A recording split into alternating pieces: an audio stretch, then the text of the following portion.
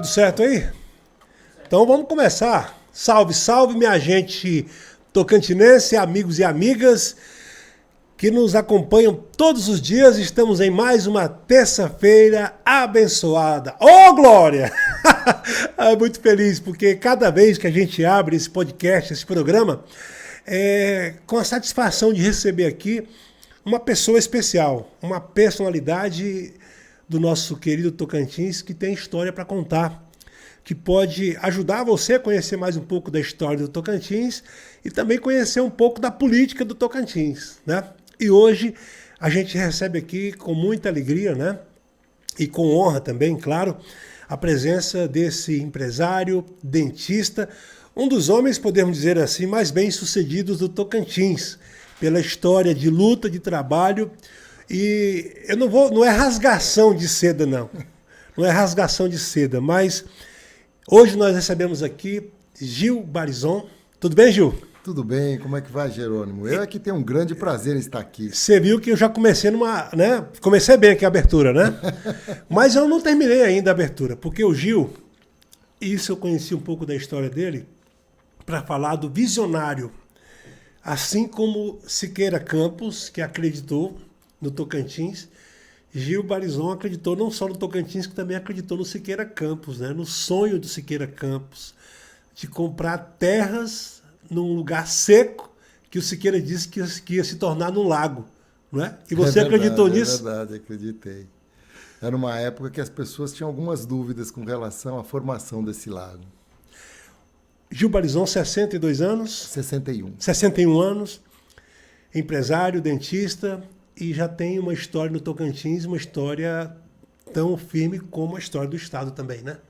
Isso mesmo. A gente veio aqui para o Estado em 1992, 93, foram as primeiras vezes que eu vim visitar, e realmente eu acreditei no potencial do Estado e inclusive no projeto dessa cidade, né? Que é um projeto ímpar, como poucos no Brasil. A gente identificou que seria uma oportunidade participar do desenvolvimento do Estado e da nossa cidade de Palmas. Bacana. E a gente vai começar a nossa conversa e tem aqui o nosso presente, né? É o mimo que a gente sempre entrega para os nossos entrevistados e para você não vai ser diferente. A diferença, eu quero que você abra aí, é a caneca. Ah, que bacana. Devidamente personalizada. Já começo ganhando presente aqui. Começa assim, para poder ficar mais tranquilo, saber que está em casa. Dá uma olhada na caneca. Ah, que bacana, Gostou, muito bacana. Hein? Gil Barizon. Legal. E tá aí a bandeira do Tocantins Muito bom. e a bandeira do Brasil. É, isso mesmo. Precisa explicar o porquê das bandeiras? Claro que não. Mas eu vou falar para quem está em casa. A bandeira do Brasil é pelo o que você tem demonstrado ao longo da sua vida pública, né? Do patriotismo, das suas manifestações aí em prol do país, da família. E a bandeira do Tocantins por você também ter acreditado em nosso estado, que é o seu estado Tocantins. Então essa homenagem que a gente faz, primeiro, por essa situação que hoje é concreta, né? Do Gil Barizon tocantinense. É isso mesmo. É um estado, né, que a gente adotou, né, que a gente escolheu para investir, escolheu para morar, escolheu para criar os nossos filhos, né? Porque eu venho da cidade de São Paulo, que é uma cidade violenta, difícil, e que fica difícil você fazer projetos de longo prazo. Já aqui não. Aqui todos que estão aqui fazem projetos de longo prazo, tanto para a cidade como para os seus negócios, inclusive para o próprio estado, né? Chegou com que idade aqui no Tocantins? Ah, eu devia ter uns 30 anos. 30 anos. Era 1992. Casado ou solteiro? Casado já. Casado já. Já era veio casado? Com a esposa? Não. Vim, comecei a me posicionar e depois os meus filhos e a minha esposa veio para cá. Quantos filhos? Eu tenho 4 filhos de 2 casamentos. É. Todo mundo junto, tranquilo? Como é que Beleza. Todo mundo junto, é uma farra daquela. Tenho filhos com 29, moram 30 aqui no anos. Também? 2 moram aqui, 2 estudam em São Paulo. E é como seus filhos aí, todo mundo na luta. Estamos aqui na peleja, que é muito bom. Agora, a gente estava conversando, né? E você falou que acreditou no Tocantins e veio aqui com o pensamento de ajudar também a desbravar essa região. Como é que foi? O que te levou a acreditar no Tocantins? Era uma época interessante. Eu sou cirurgião dentista por formação, né? E acabei tendo sucesso profissional muito cedo. Então, já aos 30 anos, eu tinha aí um resultado financeiro dos meus negócios e eu quis diversificar. Como é que é esse resultado, para a gente ter uma ideia? Esse resultado financeiro aos 29 anos. Já tinha muita empresa? Como é que era? Não, eu era dentista. É dentista. Eu criei um modelo diferente de tratamento ortodôntico, criei novas técnicas e na radiologia também. Aí, quando eu criei isso, eu recebi bolsas, estudei fora, pude morar um tempo na Europa, depois nos Estados Unidos. Não foi presente do pai, não, né? Não, foi bolsa de estudo mesmo, em função de um trabalho que a gente tinha desenvolvido de cefalometria computadorizada. Isso permitiu que a gente crescesse muito e passasse isso para muitas outras pessoas. Foi um trabalho meio revolucionário, não só no país, mas no mundo. Era uma época que não existia computadores e a gente fazia esses traçados cefalométricos computadorizados com um computador de 16K. Com um plotter e um digitalizador. E foi uma coisa muito interessante, porque foi um momento muito importante na odontologia. A gente criou um modelo diferente de trabalhar. Era como se tivesse no telefone discado e depois passou para o smartphone. Por aí, era por aí. Para você ter uma ideia, para fazer um traçado cefalométrico à mão, você perdia mais de uma hora. Vamos explicar isso em miúdos para o nosso amigo que acompanha a gente. O que é esse? Quando você faz um tratamento ortodôntico, você tem que fazer o diagnóstico. Certo. Você tem alguns elementos de diagnóstico, radiografias, modelos ortodônticos, certo. E sobre as radiografias você faz o estudo cefalométrico. Esse estudo cefalométrico são linhas que você traça sobre o crânio da certo. Imagem da radiografia, da teleradiografia, e você mede os ângulos.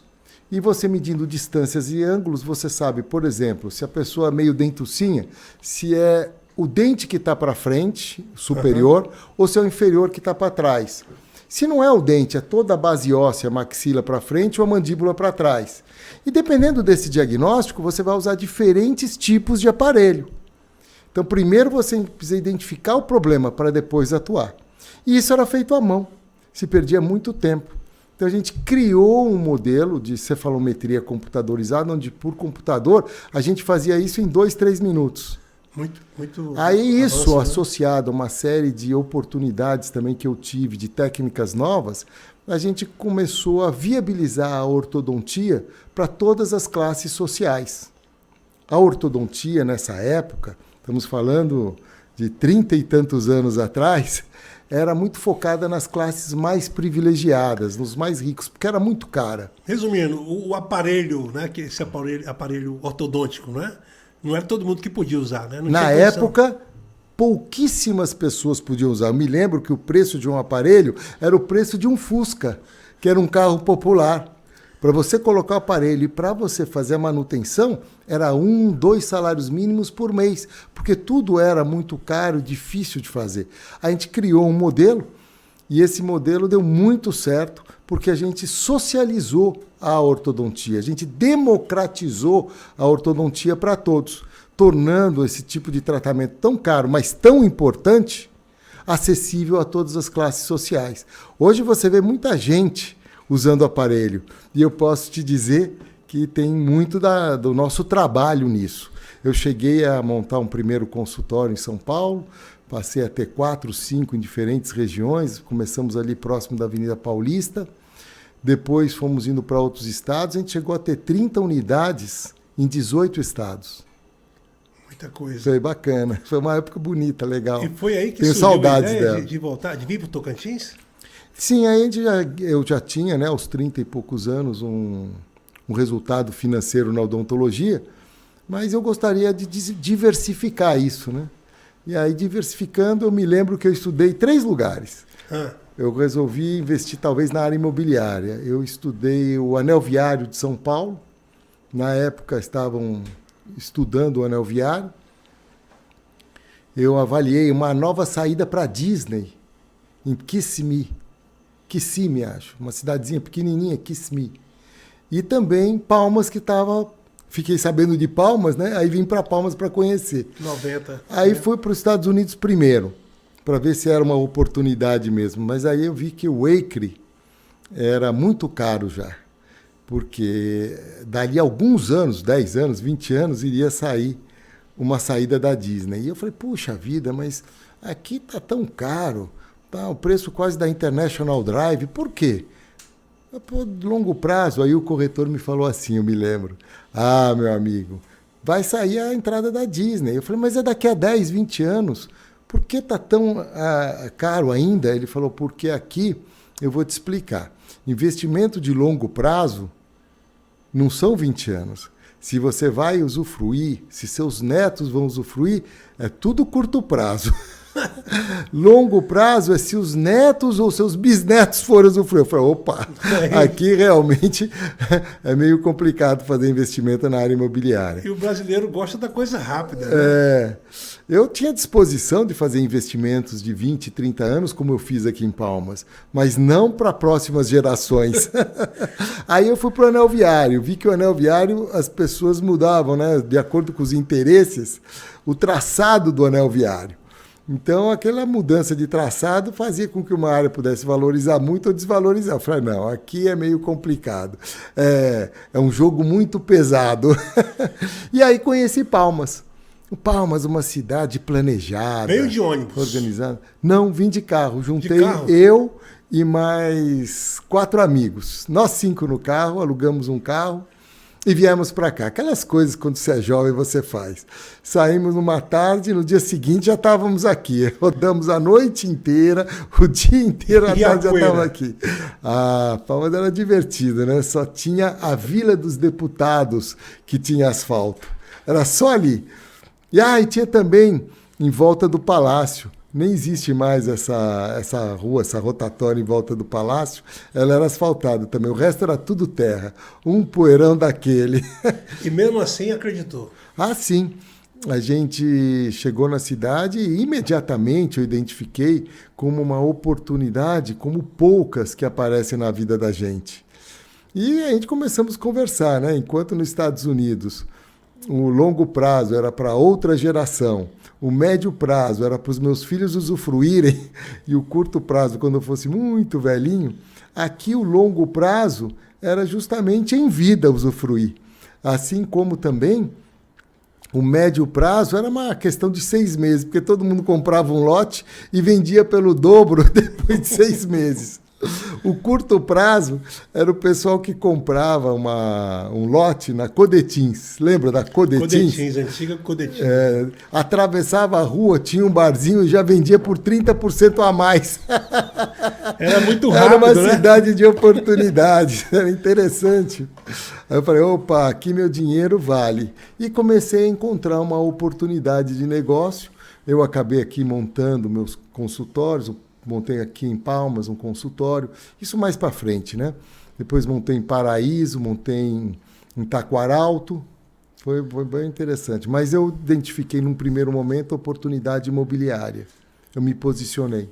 Aquela área ali, que inclusive foi em 2020, eu visitei lá, você me apresentou, mostrou lá o Caribe, né? Aquela região ali, e você falou que quando comprou tinha só o sonho ou o projeto do ex-governador Siqueira Campos de criar ali um lago, né? Isso. Que você já teve essa visão naquela época de que o lago realmente ia sair e comprou aquela área? A gente identificou, né, que a cidade respeitava a cota 212.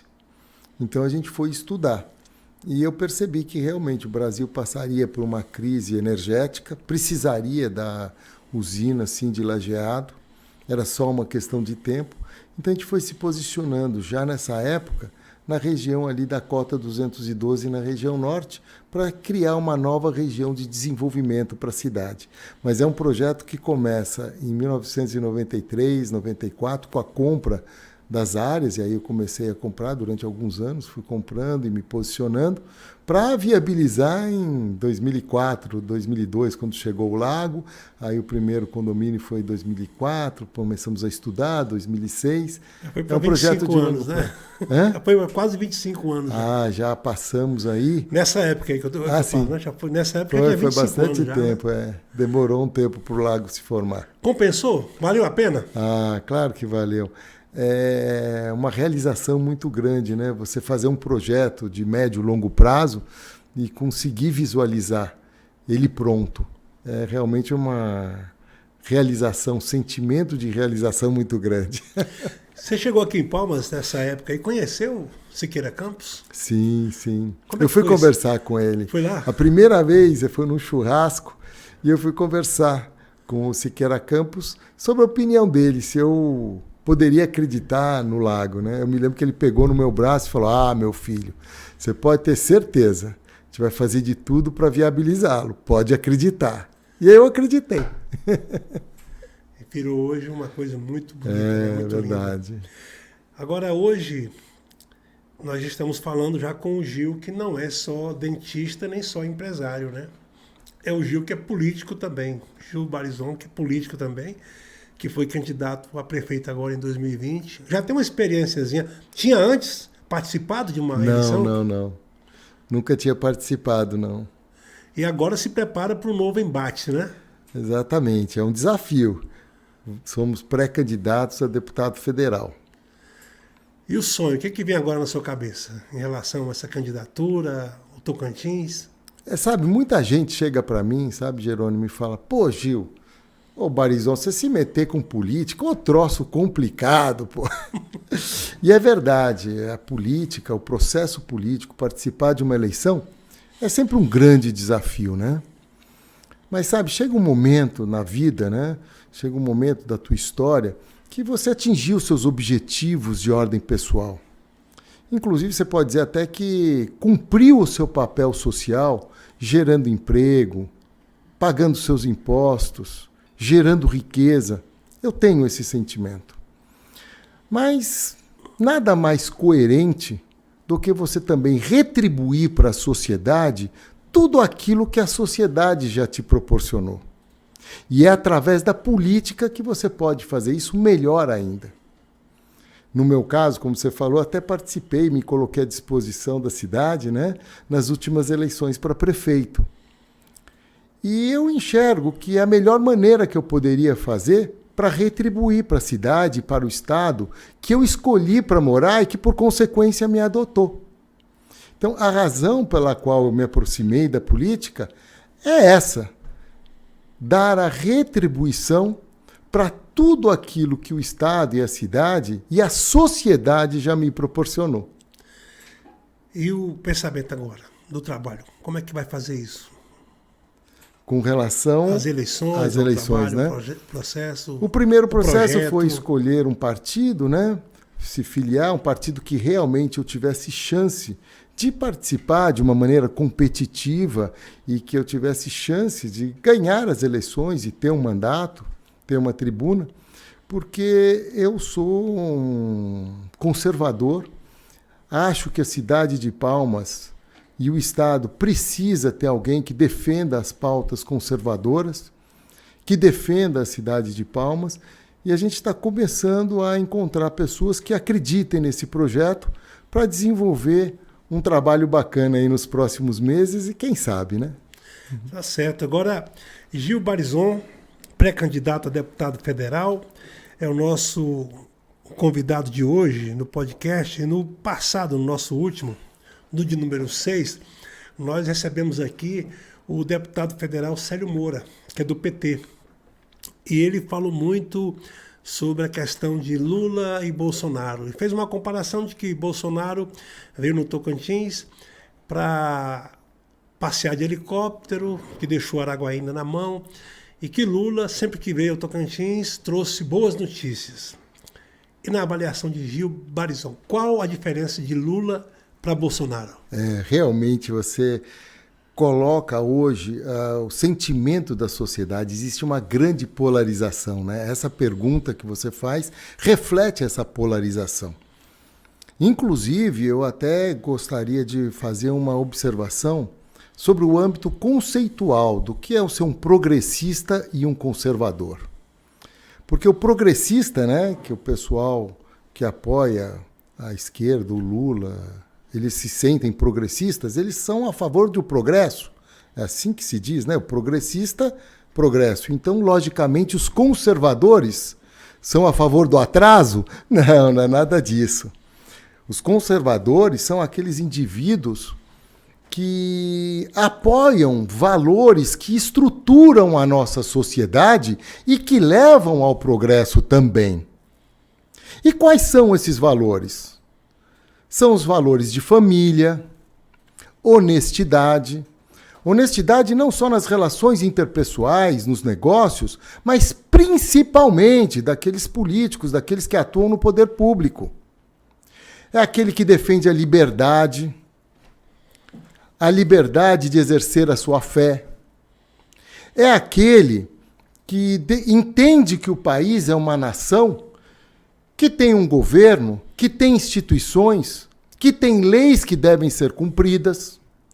É aquele que defende valores judaico-cristãos. Então, eu me considero, sim, um conservador. E diria mais, qual é o candidato que defende esses valores? É o presidente Bolsonaro, Jair Bolsonaro. Então, alguns me perguntam, você é bolsonarista? Sim, porque esses valores são defendidos por um candidato que está aí, que tem grande chance de ser reeleito. Então, esse é o meu posicionamento com relação a essa questão, dessa dicotomia, desse antagonismo entre o Lula e o Bolsonaro. Certo, e hoje a gente observa, você falou bem nessa disputa ferrenha, né? Inclusive as redes sociais há um combate, um embate constante, né? Entre a direita com a figura do Bolsonaro e a esquerda com a figura do ex-presidente Lula. E aqui no Tocantins, dá para se ter uma noção disso aí, Bolsonaro e Lula, entre a política do Estado? A gente tem muita pesquisa, mas hoje em dia a gente vê que não pode confiar muito nessas pesquisas. Agora a gente percebe que existem pessoas que precisam entender, inclusive, quais são os valores que ela defende. Se ela defende família, se ela defende honestidade, como eu coloquei, para as instituições e no relacionamento entre as pessoas, se ela acredita em Deus, fica difícil entender como essas pessoas podem apoiar pautas progressistas. Eu não consigo entender. Hoje, Gil, a gente observando aí a situação política do Tocantins e pensa assim, para o empresariado, que é quem mantém a máquina funcionando, né? Os geradores de emprego, os geradores de impostos, né? O que é a avaliação que o empresário Gil Barizon pode fazer em relação a essa situação política do Tocantins, que em 16 anos nenhum governador eleito conseguiu concluir o mandato? O que isso atinge para o empresariado, do seu ponto de vista? Eu atuo hoje, né, no setor imobiliário, de incorporações imobiliárias. Eu tenho ainda alguns consultórios de odontologia. E eu atuo no comércio, eu atuo na área de alimentos. Então eu tenho um restaurante italiano, eu tenho uma lanchonete, uma pizzaria, tudo no mesmo ambiente. Até um carrinho de churros eu administro. E a gente tem essa sensação, né? E consegue ter esse sentimento das dificuldades em vários segmentos que a gente passou principalmente com essa questão da pandemia. É impressionante como o Tocantins é forte.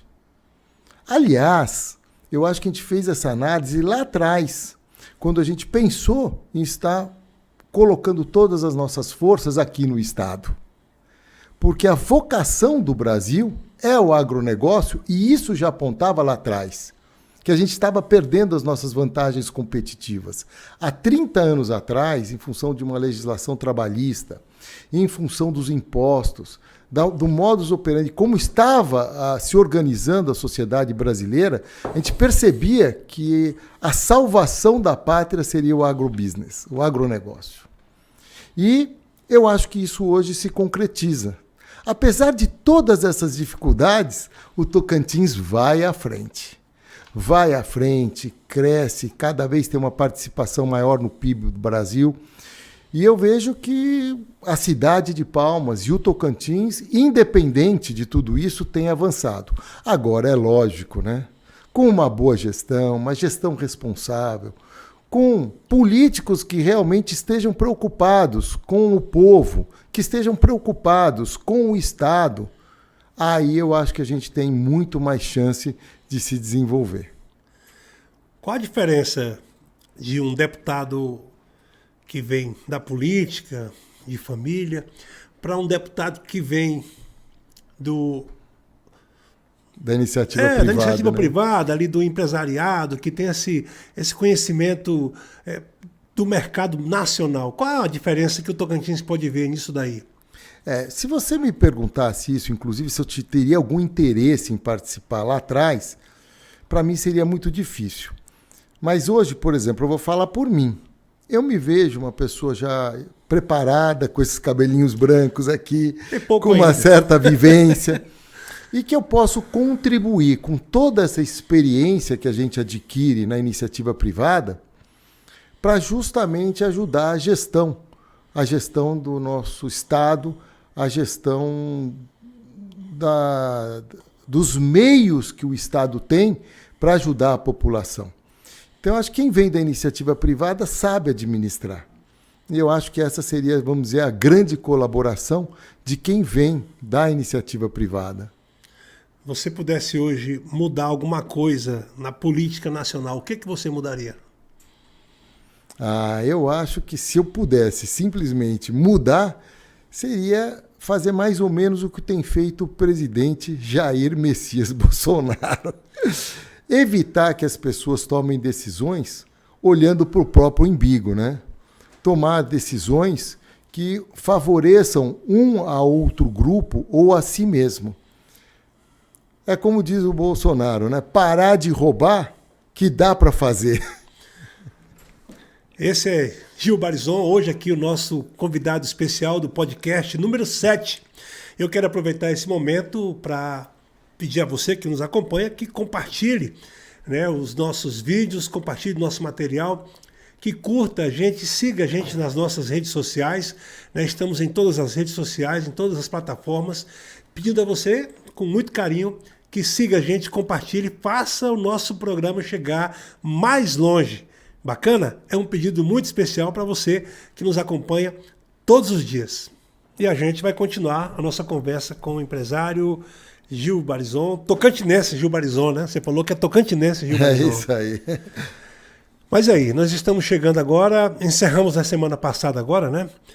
No sábado, o prazo final para as filiações partidárias. Eu vou até falar um pouquinho aqui com os amigos que estão em casa nos assistindo, que eu ouvi de um amigo que é da política do Tocantins, que me falou o seguinte, eu perguntei, e aí, como é que foi a movimentação política? Ele me disse o seguinte, olha, primeiro teve o leilão, depois teve a fase do UFC, agora está todo mundo no departamento médico. Você acompanhou de perto isso daí? Sim, eu participei. Participou, né? Participei e foi realmente isso mesmo, foi muito disputado, muito difícil, mas a gente ficou muito satisfeito. Nós fizemos uma composição de chapa dentro do União Brasil, que com certeza a gente tem condição aí, se tudo der certo, de fazer pelo menos 2 deputados federais. Certo. E o trabalho já começou também, né? Já começou o trabalho. Todo mundo já está saindo para suas bases e começando a conversar. Deixa eu te falar uma coisa aqui, que eu fico sonhando, eu fico ouvindo as palavras aqui, eu fico sonhando na minha mente aqui, pensando nas histórias que já aconteceram na sua vida. Mas vamos voltar lá em 93, quando você desembarcou. Que carro era que vocês vieram para cá? Eu trouxe um jipinho aqui. Foi num jipe, né? Vocês não, eu vim num carro alugado e quando certo. Eu comecei a eu tomei a decisão de começar a adquirir as áreas, eu comprei um jipinho. Um jipinho. Aí eu trouxe o jipinho para cá. Tá com ele ainda hoje? Você sabe que o jipinho pegou fogo, deixei na mão do administrador, pegou fogo no jipe. Mas me fala uma coisa. Quando você desceu desse jipe pisando aqui na poeira de Palmas, você imaginou que um dia pudesse... você candidato a deputado federal. Vou para Brasília. Não, nunca imaginei. Nunca imaginei porque eu era jovem, né? E como jovem não participava muito da política. Aí quando você vai ficando mais maduro, né, você começa a perceber que se você não participar, você é participado. Participado, né? Então aí, já numa fase da minha vida, eu comecei a perceber e comecei a mudar essa posição minha de ficar afastado.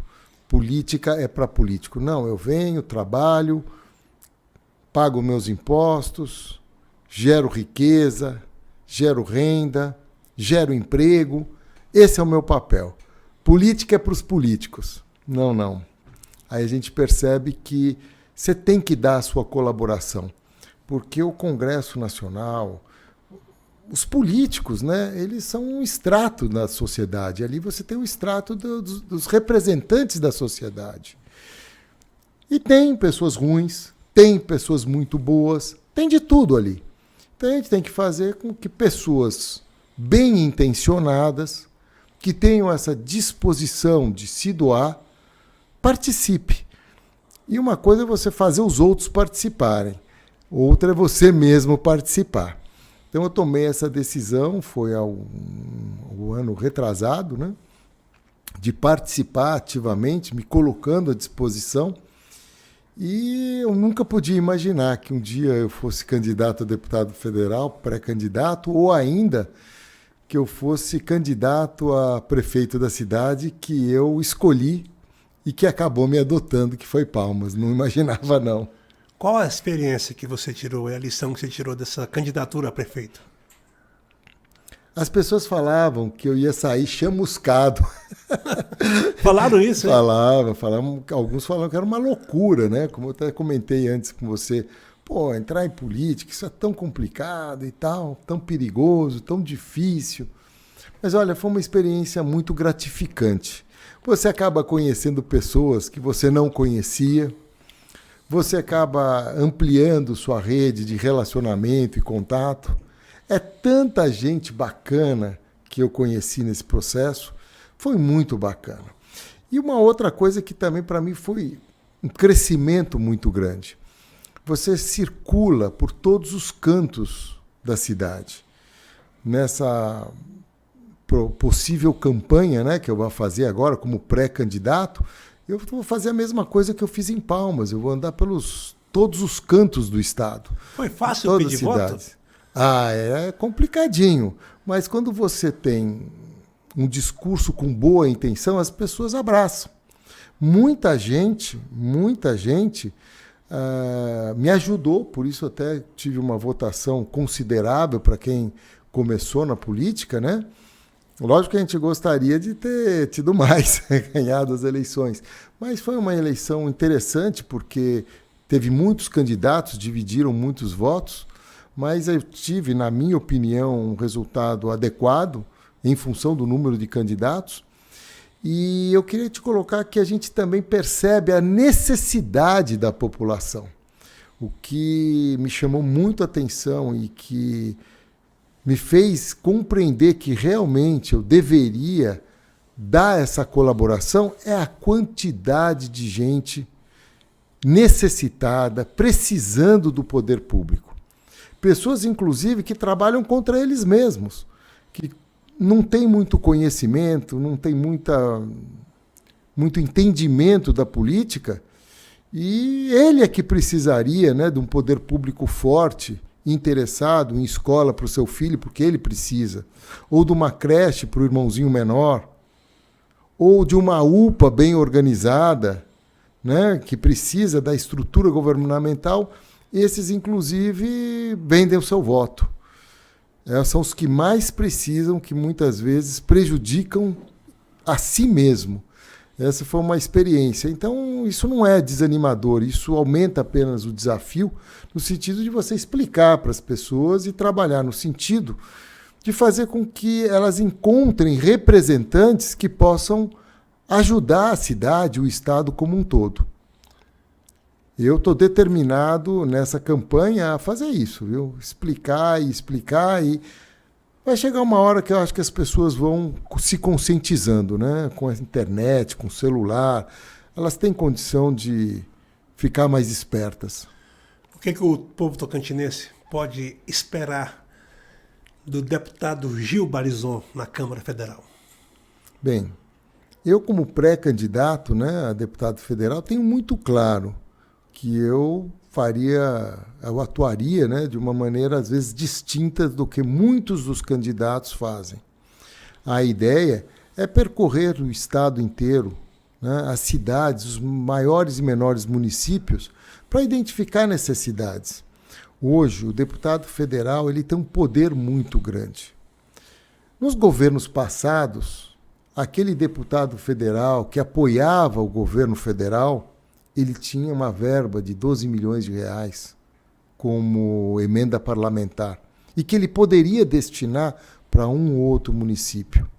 Hoje, nesses últimos anos, com o governo Bolsonaro, os deputados federais, eles quase que quadruplicaram as suas emendas parlamentares.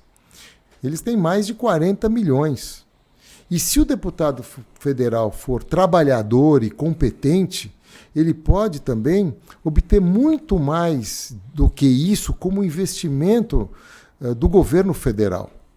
A gente vê o quanto o governo federal ajudou os pequenos e médios municípios, né, até os pequenininhos. Por quê? Porque o deputado federal ele enxerga a necessidade numa pequena cidade porque é a região dele, é a base dele. Conversa com os prefeitos e passa a direcionar emendas parlamentares. Sei lá, às vezes R$1 milhão numa cidade grande não faz tanta diferença, mas numa cidade pequena, ele reforma uma praça, ele reforma uma creche, ele cria uma creche, ou um pouquinho mais, ele faz um hospitalzinho, né, uma unidade de pronto atendimento, com valores que o próprio deputado, em parceria com o Estado e o governo federal, pode viabilizar. Então eu vejo que é muito trabalho pela frente, mas eu tenho essa disposição.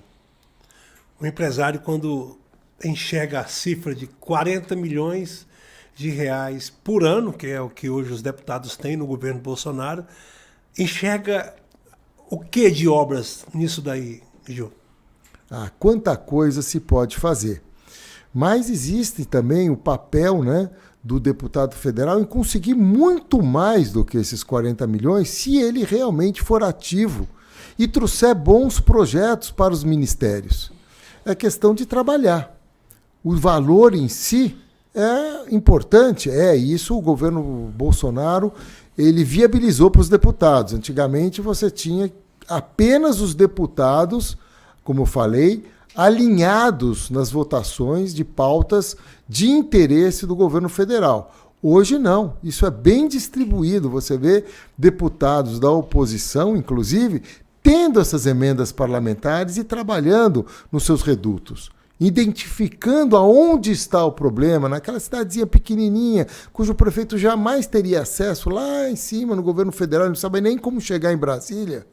Não, mas o deputado federal sabe e ele vai orientando e canaliza essas verbas. Então, o papel do deputado federal para o Estado é muito importante, né? Muito importante. E falando em governo Bolsonaro, nessa condição que eu fiz a pergunta agora, você parece que deu uma escapulida, mas eu vou apertar aqui de novo. Dá para fazer uma comparação de Lula com Bolsonaro? Porque o que está se desenhando aí para as eleições é uma disputa bem ferrenha entre Lula e Bolsonaro. Dá para se fazer essa comparação? Eu acho que eu não escapei, não. Quando eu coloquei aquela questão das pautas, né, progressistas e conservadoras, eu acho que eu respondi de uma maneira clara. Você trabalhar em prol da família, dos valores de família. Você trabalhar em prol de valores éticos e morais, da honestidade. Você ter liberdade para se pronunciar, né? Liberdade de imprensa, liberdade de exercer a sua fé. Tudo isso eu não vejo na pauta progressista, eu vejo na pauta conservadora do Bolsonaro. Então, é uma grande diferença, sim. O patriotismo, vendo o país como uma nação, como eu te falei, é realmente a pauta do Jair Bolsonaro. Então, eu me incomodo muito. E uma das razões pelas quais eu me dispus a participar desse processo eleitoral é, sim, trabalhar pela reeleição do presidente. Eu não sou a favor de um fundo eleitoral de 5 bilhões. Mas ele existe, né? Votaram. Ele está aí. Bom, então eu vou participar e colocar todas as minhas energias, e se eventualmente tiver algum fundo para minha campanha, em prol, sim, de uma pauta conservadora. E quem representa essa pauta conservadora hoje é o presidente Jair Bolsonaro. E aqui para o Tocantins, essa diferença entre Lula e Bolsonaro, dá para ter também uma noção disso daí? Eu acho que quando você olha um presidente que é apoiado pelo MST, ou MSTST, né, sobre o sem terra e sem teto, e que não respeita as leis, que não respeita as instituições e que causa uma instabilidade tão grande para o agronegócio como esse pessoal do MST, que volta com força, se eventualmente o ex-presidente Lula voltar para dirigir o país, eu acho que isso cria um problema muito sério para o Estado. O Estado, basicamente, vive, né, e tem como principal atuação, né, no agronegócio. O agronegócio é a base do nosso Estado, da economia do nosso Estado. Então, quando você tem um governo que preza pelas instituições, pela lei, e que dá o apoio, como tem dado o governo Bolsonaro ao agronegócio, é fundamental para o nosso Estado. Eu não entendo alguns empresários que atuem no agronegócio e apoiem a esquerda e o presidente Lula. Assim como eu não entendo alguns cristãos evangélicos que votem na esquerda. Para mim, não fecha. Hoje nós estamos no nosso 7º episódio do podcast aqui, agradecendo você que nos acompanha e a presença de Gil Barizon aqui hoje com a gente.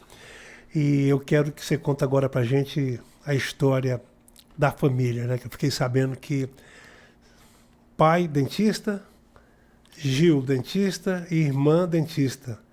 E teve um trabalho em família. Como é que foi isso daí? Meu avô já era dentista. Já vem de longas datas, né? Mas eu não consegui trabalhar com meu avô. Quando eu me formei, 2, 3 anos antes, ele parou de exercer.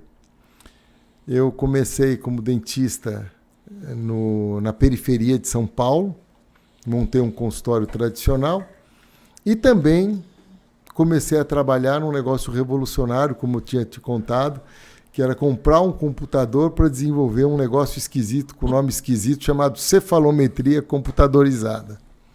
E fui desenvolvendo, trabalhava sozinho, meu pai nos consultórios dele, eu nos meus, porque eu me formei e não fui trabalhar com meu pai. Eu falei, não, isso aí é ruim demais. Já meu pai tem as despesas dele, o trabalho dele, eu vou trabalhar sozinho. Aí comecei a desenvolver o meu caminho, né, o meu trabalho. O tempo foi passando, minha irmã se formou, e quando ela se formou, aí a gente já começou a pensar em montar alguma coisa junto, eu e minha irmã.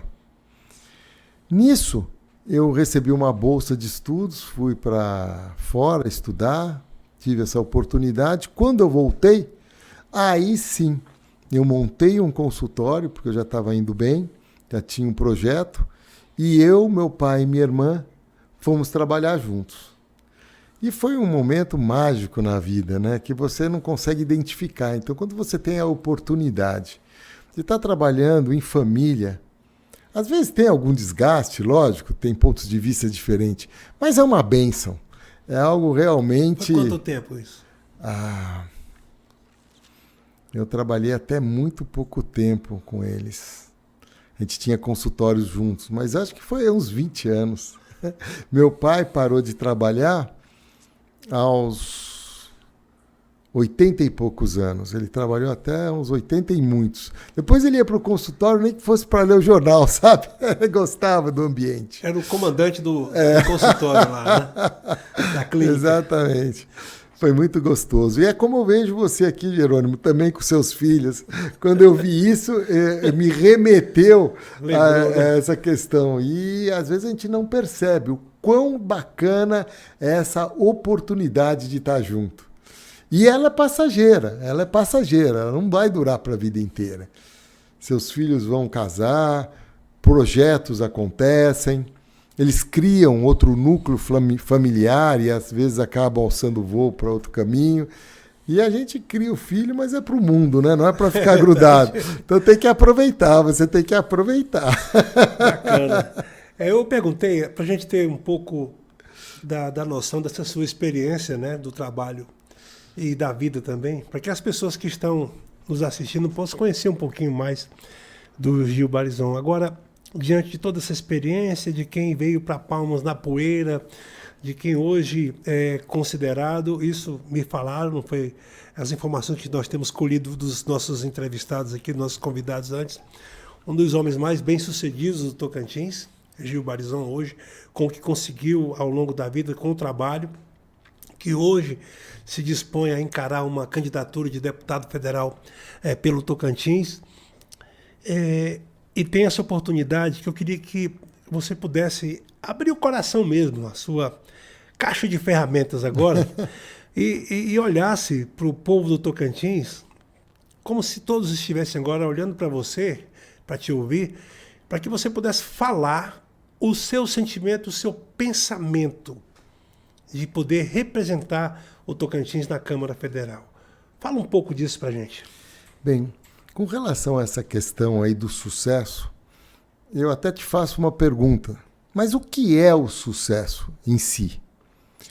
Você se estar bem financeiramente é sucesso? É, mas é uma partezinha. Eu me sinto realmente realizado por uma série de questões que vão muito além do sucesso empresarial ou financeiro. Eu vejo que você ter uma família estruturada, você ter filhos saudáveis, eu tenho a bênção de ter pais vivos, os dois com 90 anos, e eu sempre estou presente. Apesar de eles estarem em São Paulo, eu tenho um apartamento no mesmo prédio que eles, para justamente poder cuidar deles à distância e sempre tentando estar ao máximo presente.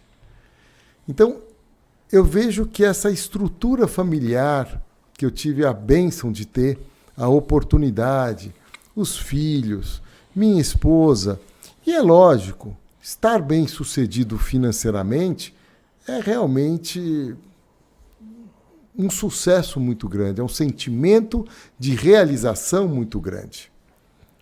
Mas é muito mais sobre esse prisma, sabe? Que é assim que eu enxergo essa questão do sucesso. Com relação ao que a gente pode fazer pelo Tocantins, eu acho que toda essa trajetória, trabalhando na área de saúde, no comércio, na área empresarial, e agora tendo essa disposição de participar do processo político, eu acho que eu posso dar a minha contribuição. E a minha contribuição é com a minha experiência, com a minha vivência. E a certeza de que eu vou tentar fazer o melhor possível para a cidade que eu escolhi para morar, para o estado que eu escolhi para o futuro dos meus filhos, dos meus netos, e que, inclusive, me adotou e me deu todas essas oportunidades. Então, as pessoas podem ter certeza que eu darei o melhor de mim para ajudar o estado do Tocantins a ser realmente um exemplo e não vergonha, como muitas vezes a gente tem nessa questão da área política, né? Hoje, Gil Barizon está no União Brasil. partido que já tem como pré-candidata a senadora a deputada professora Dorinha. Dorinha. E a pergunta que nós fazemos a todos os nossos convidados aqui vai para você agora. Mesmo já tendo uma pré-candidata ao Senado, qual, na sua visão de empresário e político, né, pré-candidato a deputado federal, qual, na sua visão, seria hoje a chapa ideal para as eleições de 2022 no Tocantins? Isso. Com relação ao nosso partido, a professora Dorinha, como senadora, é uma política competente, já com muita experiência, coisa que me falta na área política. Eu estou engatinhando na política, mas esse traquejo empresarial faz com que a gente também não erre muito. Eu ouço muito e a Dorinha vai nos orientar. Eu acredito que, inclusive, é uma senadora com condições, inclusive, de ser ministra da Educação. Ela é cotada para isso, como para ser futura ministra da Educação. Então, é uma pessoa muito competente. A gente tem, na questão governamental, né, o nosso partido apoia, né, está alinhado ao Ronaldo Dimas, que é um bom empresário, que fez muito por Araguaína, tá? Mas, por outro lado, aqui no governo do Estado, nós temos o Vanderlei Barbosa, que é um político muito experiente da terra, um cara que gosta do Estado e já fez muito pelo Estado, trabalhando em vários cargos. Então, a gente está no União Brasil, que é um partido que vai me dar a liberdade para defender os meus princípios, os meus ideais, os meus valores e a reeleição do presidente Bolsonaro.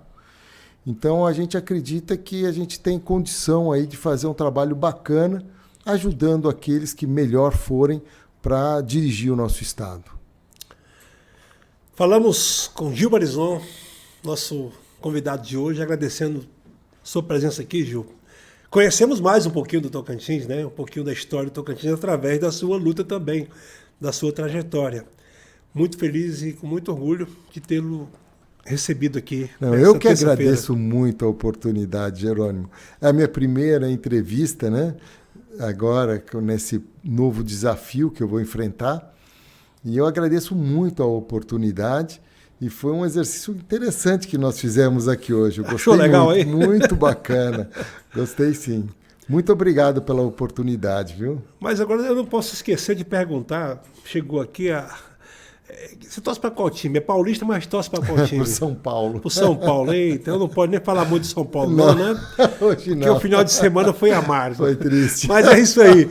Eu não posso falar muito também não, porque o meu Mengão perdeu empatando, né? Também ficou fora. Certo. É isso aí, Gil. Muito obrigado. E a você que nos acompanha, fique ligado também, porque toda terça um novo convidado muito especial.